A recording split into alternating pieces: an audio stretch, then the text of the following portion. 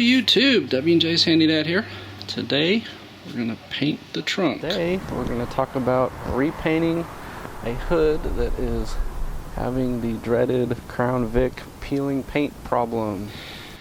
Now I am not a painter, okay? So there are lots of videos on YouTube that are done by professional painters that talk about what to do. So I've watched a lot of those and I'm basically learning as I go. And you know, if you've been watching my channel for a while, you know my Crown Vic had really good paint, but I had a big chunk come off of the hood, so I repainted that. And I'm going to really want to redo it because I'm more of a perfectionist. My trunk wasn't too bad, but I had tried to rattle can it with the Duplicolor, and the thing I noticed with the Duplicolor is it never really dries. So like if you get alcohol or anything on it, it just took the paint off and made streaks and stuff. So now that I have the paint gun, I'm going to go ahead and spray just the trunk lid here, and I figure every time I paint, hopefully I'll get a little bit better. So you see what I've done to mask it is I went and bought some plastic sheeting at Walmart. It was really cheap, and a whole bunch of it, so I could basically cover the entire car if I wanted to. But you see what I did is I basically cut it into sheets for window, fender, and front or rear. So the window one tucks into the trunk or hood depending on which one you're painting, and then same thing with the fender ones. And then the rear one on here, since I had to mask this line off here because there's not a way to, you know, just tuck that in. So then I have one more sheet here covering the back end, and I couldn't figure out how to get this off, so I just masked around it, and I'm guessing it may be glued on or something. So anyway, I didn't want to mess with that. This area, now that I'm looking at it, looks like it needs paint, but when I first started sanding, my plan was to sand this, paint this with the silver, and then do the clear on both, but I'm probably going to hit this with the silver too. So that's the plan. Rather than bore you with a bunch of video of me sanding, I sanded this down, wet sand 320. You basically want to sand until it's smooth to the touch. When you've got spots like here and here, you want to make sure that you can't feel them, because if you can feel them, they will show up in your paint job.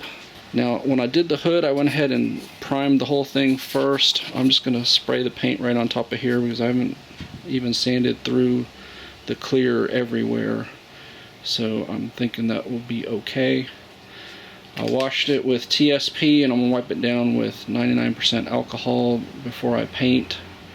And then the process is just mixing the paint and spraying it on.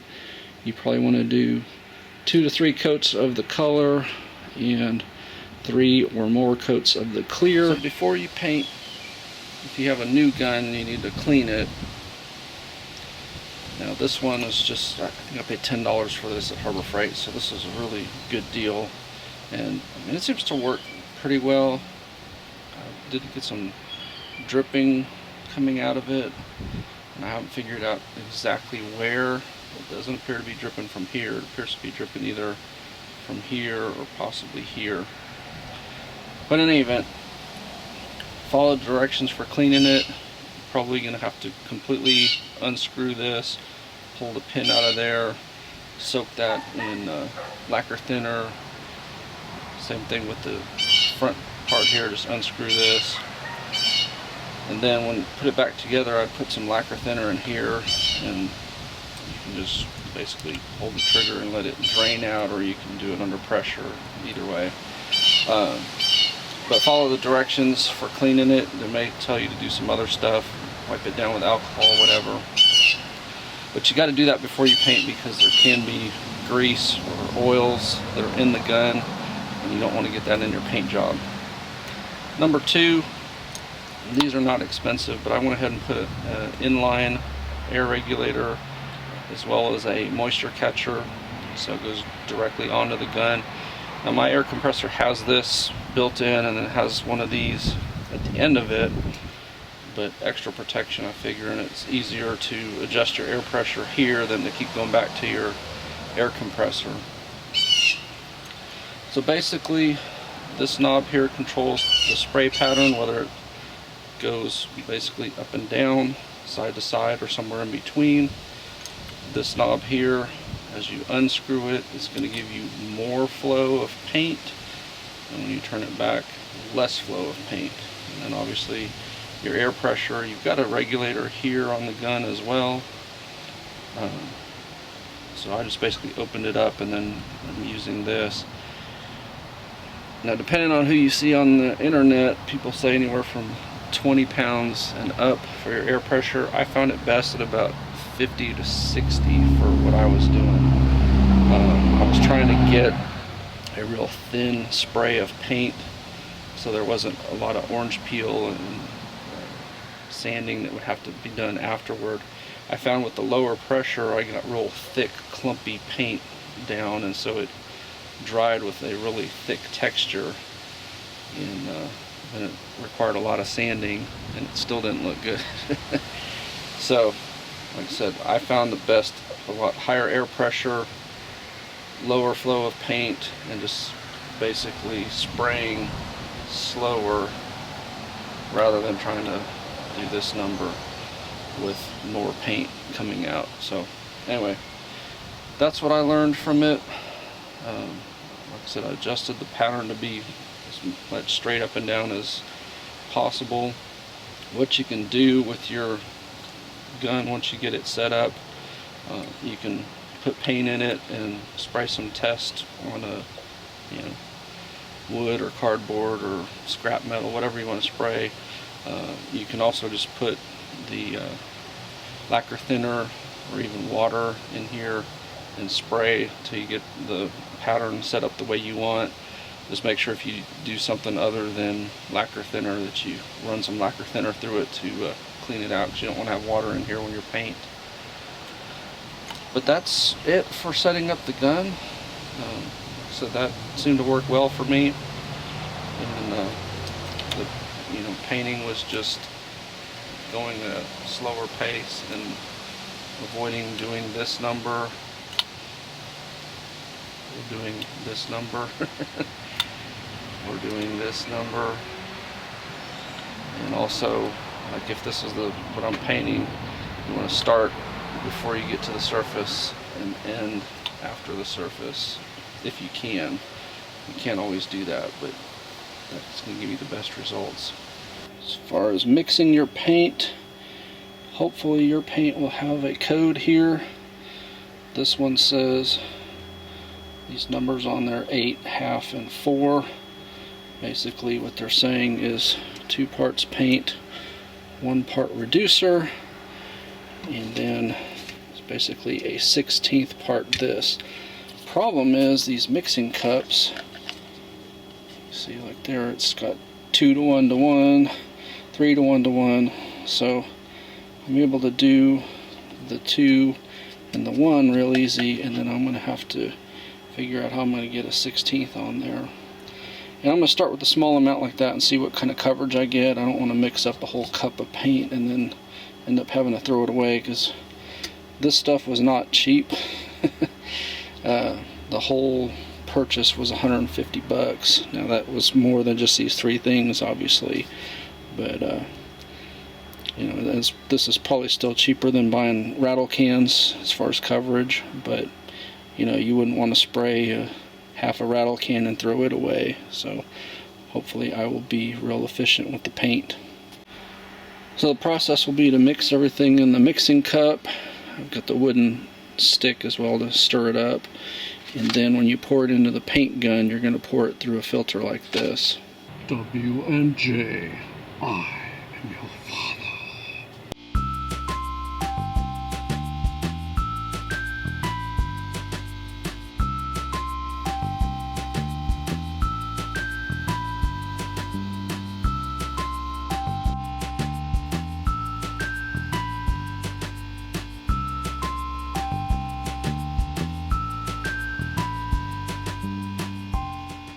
here is just the base coat. I haven't put the clear on yet. This one came out a whole lot better than the last time I did this. Getting the gun settings to where it's spraying a fine mist of paint instead of just globs of paint seemed to help. So more air pressure, less volume of paint is what I use this time, and it seemed to do much better.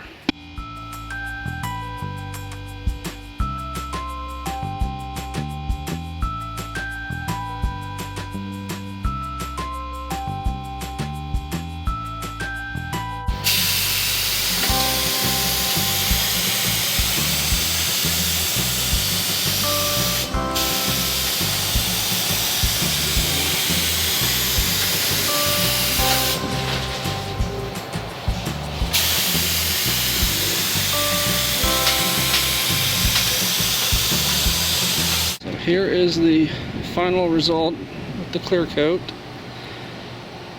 And no, it's not perfect, but my God, I got a lot better from first attempt to second attempt. So I imagine if I keep this up, keep trying to paint, I'll probably get this down.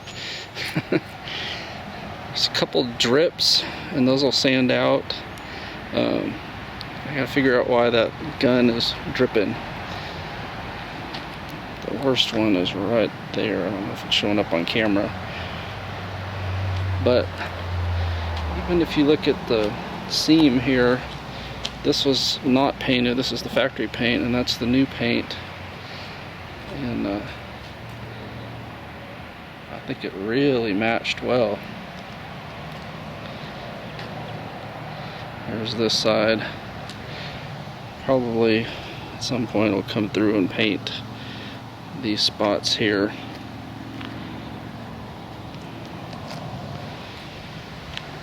So I'm gonna let this dry for about a week, and then since this one came out so well, I mean there's a teeny tiny bit of texture to it.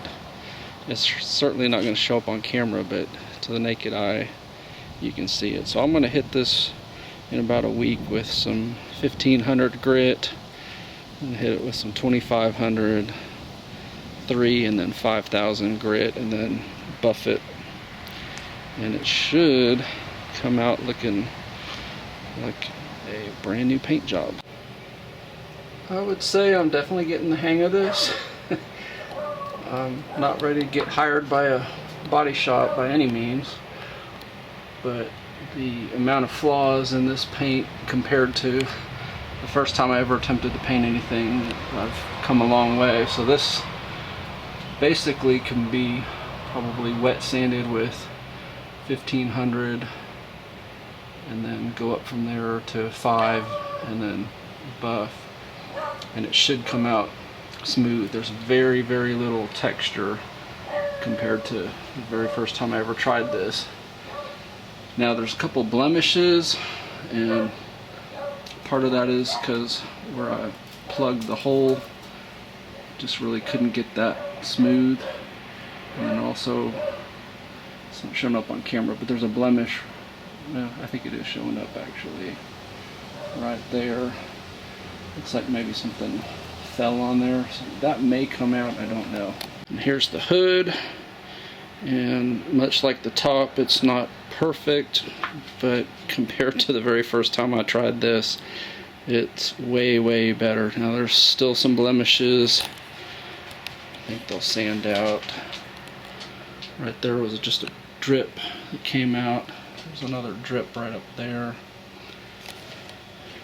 And then something happened right there. I don't know what that is. Like maybe there was something on the car when I went to paint. There's a little discoloration in there, but like I said, overall it's a lot better. So I would say if you've got a Crown Vic and you're losing paint off of it, or it's just time to repaint, certainly a lot of guys are going with the Mako paint job, you know, the cheap route, and you know, that's certainly acceptable with a car that costs, you know, in the range that these do. But if you are feeling up to it and you got an air compressor, go get you a $10 paint gun, and I think it's about $50 for a gallon of clear, and then, you know, whatever color you want, and just start practicing. Do a panel at a time, and also get the cheap plastic stuff at Walmart to be your masking, and then some good painter's tape to hold it down in places, and obviously to mask around the,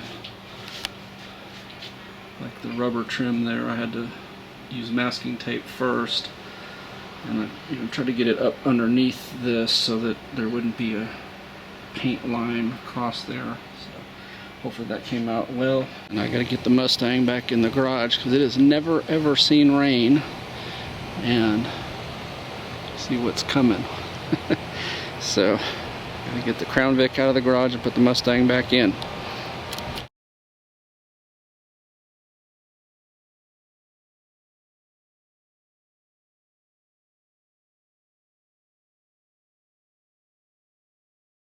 Hope the video was helpful. Appreciate the thumbs up as always. Comment, let me know what you think, and anything you saw that I could have done better, and tell your friends about my channel. Thank you very much.